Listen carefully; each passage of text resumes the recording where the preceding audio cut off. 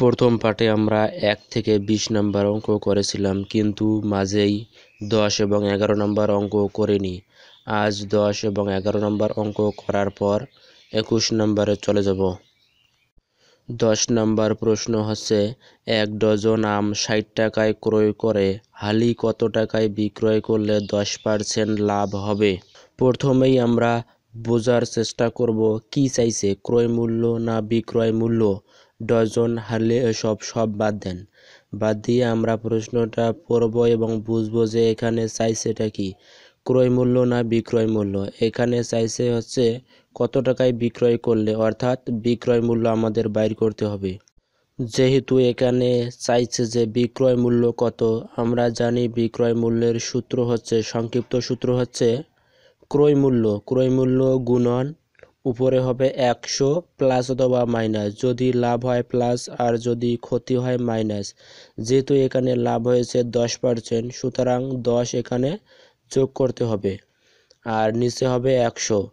এখন আমরা সূত্রের সাহায্যে ক্যালকুলেশন যদি করি, ক্রয় মূল্য এখানে দেওয়া আছে, ক্রয় মূল্য হচ্ছে 60 টাকা ইন্টু উপরে হবে 100, যেহেতু লাভ হয়েছে 10% প্লাস 10 বাই হচ্ছে 100, তাহলে হচ্ছে যে 60 ইন্টু 100, 10 বাই 100, এটা ক্যালকুলেশন করলে হবে 66। অনেকেই আমরা বুঝতে পারবো না যে 66 টাকা কয়টি আমের বিক্রয় মূল্য। এখানে আমরা সূত্রেই তো লিখেছি 60 টাকা ক্রয় মূল্য। 60 টাকা ক্রয় মূল্য কয়টা আমের? এখানে হচ্ছে 1 ডজন, সুতরাং 1 ডজন আমের বিক্রয় মূল্য আমরা বের করলাম 66 টাকা। আমাদের উত্তর চাইছে কিন্তু হালিতে। আমরা জানি 1 হালি সমান কতটি? 4টি। তাহলে আমাদের 4টি আমের বিক্রয় মূল্য বের করতে হবে। আমরা এটা খুব সহজেই বের করতে পারবো। 12টি আমের বিক্রয় মূল্য 66 টাকা।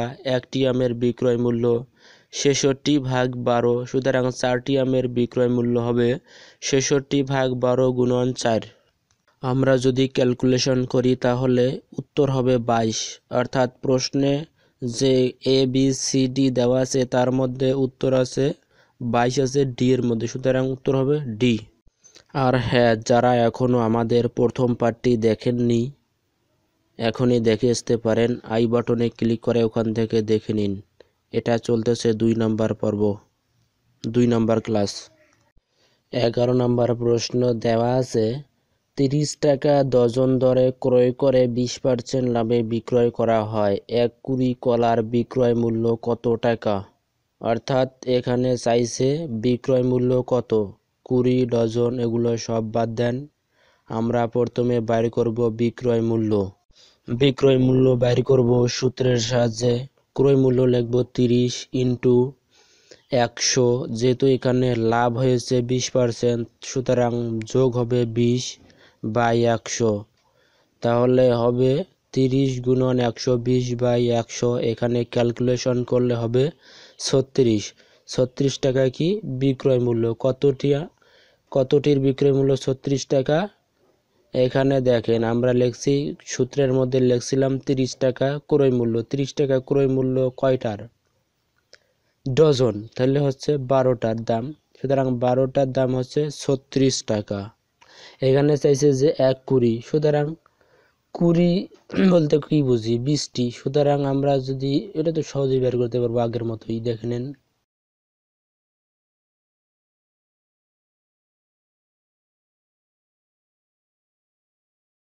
উত্তর হবে গ, সি, 60 টাকা।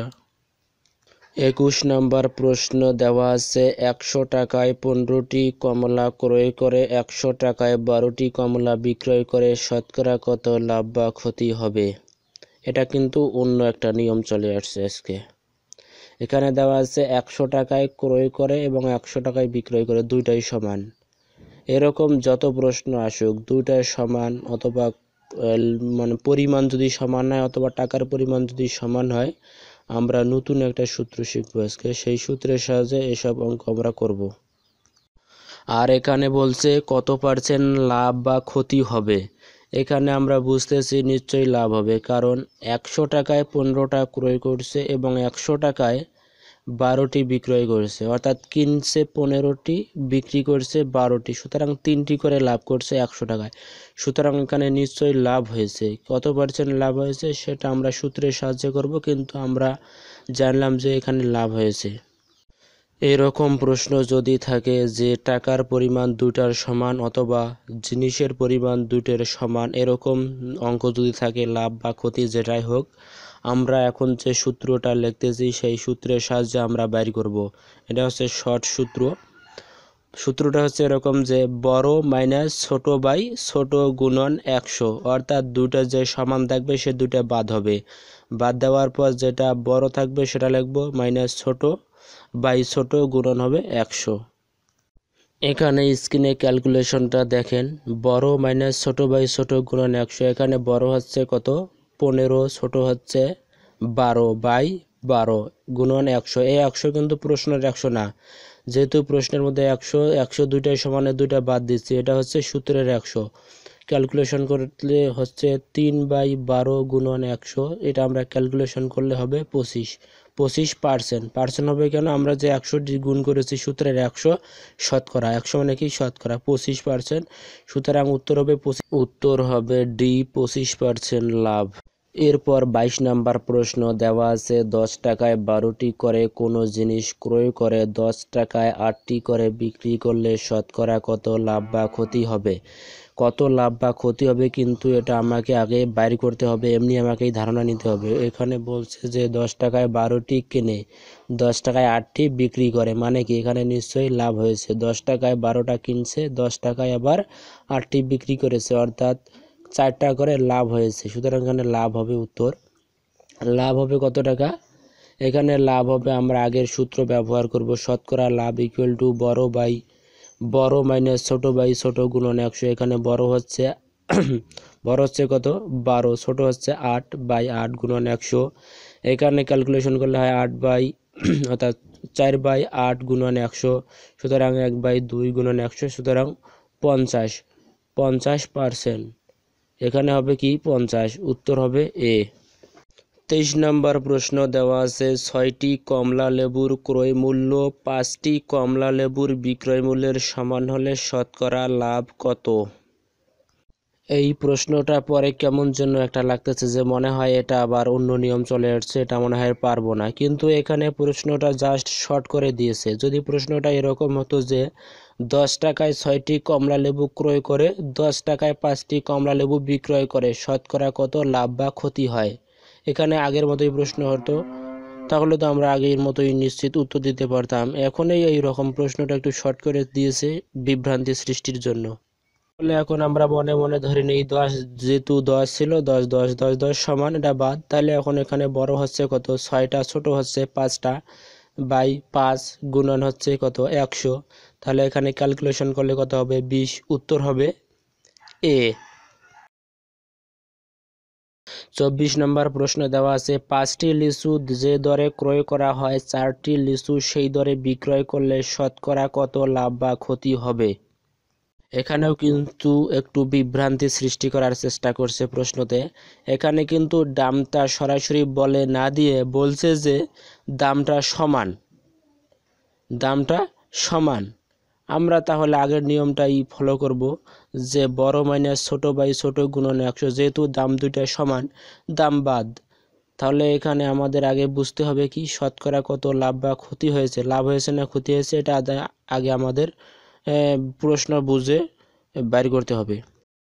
আমরা বুঝলাম যে 5টা কিনেছে এবং 4টা বিক্রি করেছে, সুতরাং এখানে লাভ হয়েছে কত পার্সেন্ট, বড় মাইনাস ছোট বাই ছোট গুণন 100। সুতরাং বড় হচ্ছে 5 মাইনাস ছোট 4 বাই 4 গুণন 100। এখানে ক্যালকুলেশন করলে উত্তর হবে 25% লাভ, এখানে উত্তর হবে বি। 25 নম্বর প্রশ্নে দেওয়া আছে 100 টাকায় 25টি আম ক্রয় করে 100 টাকায় 20টি আম বিক্রয় করলে শতকরা কত লাভ হবে। এখানে কোনো ঝামেলাই নাই, এখানে সরাসরি সূত্রই ফেলে দেব এবং অ্যান্সারটা আমরা বাইর করব। অ্যান্সার হবে এখানে 25%, অর্থাৎ এ। 26 নম্বর প্রশ্নতে বলছে যে একটি লেবু 4 টাকায় কিনে 5 টাকায় বিক্রি করলে লাভ কত হয়।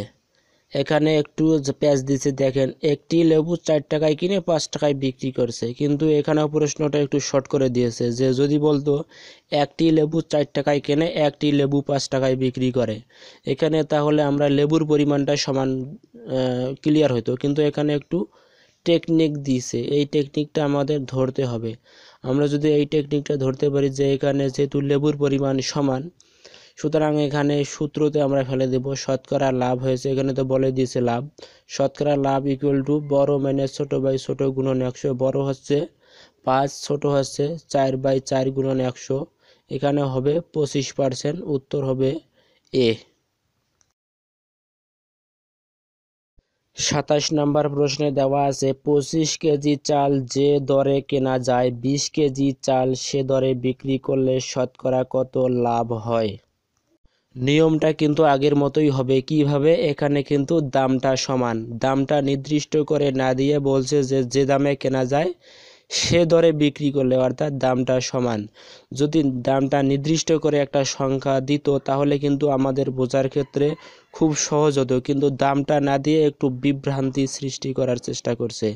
সুতরাং এখানে কোনো বিভ্রান্তি হওয়ার কোনো সিস্টেম নাই, আমরা জাস্ট সূত্রতে ফেলে দেব, প্রশ্নটা বুঝে সূত্রতে ফেলে দেব। শতকরা এখানে বলছে তো লাভ, শতকরা কত লাভ হয়, এখানে লাভ হবে, শতকরা লাভ হবে বড় মাইনাস ছোট বাই ছোট গুণন 100, বড় হচ্ছে 25 মাইনাস 20/20 গুণন 100, সুতরাং এখানে ক্যালকুলেশন করলে হবে 25%, উত্তর হবে এ। 28 নম্বর প্রশ্নতে বলছে 12টি ডিমের বিক্রয় মূল্য 15টি ডিমের ক্রয় মূল্যের সমান হলে শতকরা কত লাভ হবে। এখানেও ঠিক আগের টেকনিকটাই ফলো করছে ওরা। এখানে যদি বলতো যে 12টি ডিমের বিক্রয় মূল্য ধরে নিলাম যদি 200 হতো, তাহলে যদি বলতো এরকম যে যদি 12টি ডিমের বিক্রয় মূল্য 200 টাকা এবং 15টি ডিমের ক্রয় মূল্য 200 টাকা হয় তাহলে শতকরা কত লাভ হয়, তাহলে আমরা কিন্তু সহজেই বুঝে যেতাম যে কোন সূত্রে পড়বে। এখানে আমরা প্রশ্নটা একটু ভালোভাবে বুঝবো, বোঝার পর আমরা ক্যালকুলেশন করব। এখানে ক্যালকুলেশন করব যে শতকরা লাভ ইকুয়াল টু বড় মাইনাস ছোট বাই ছোট গুণন 100, বড় হচ্ছে 15 মাইনাস 12/12 গুণন 100, সুতরাং 3/12 গুণন 100, সুতরাং 1/4 গুণন 100, এখানে হবে 4×25 100, 25%, উত্তর হবে ডি।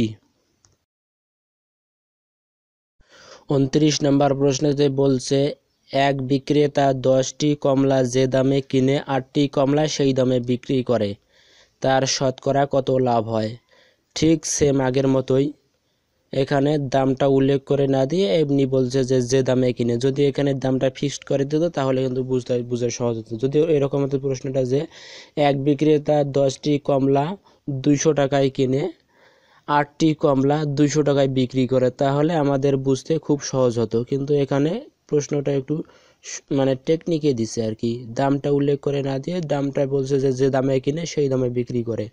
আমাদের বুঝতে হবে প্রশ্নটা, বুঝে আমরা ক্যালকুলেশন করব। শতকরা লাভ বড় মাইনাস ছোট বাই ছোট গুণন 100, বড় হচ্ছে 10 মাইনাস 8/8 গুণন 100, সুতরাং 2/8 গুণন 100, 1/4 গুণন 100, সুতরাং ক্যালকুলেশন করলে হচ্ছে কত 25%, উত্তর হবে এ। 30 নম্বর প্রশ্নেতে বলা আছে 20 টাকায় 1 ডজন কলা কিনে প্রতিটি 2 টাকা করে বিক্রি করলে শতকরা কত লাভ হবে। এখানে কিন্তু প্রশ্নটা আরও একটু প্যাচ দিয়ে দিয়েছে, এখানে কিন্তু কোনোটাই সমান নাই, তাহলে আমরা কিভাবে বাইর করব।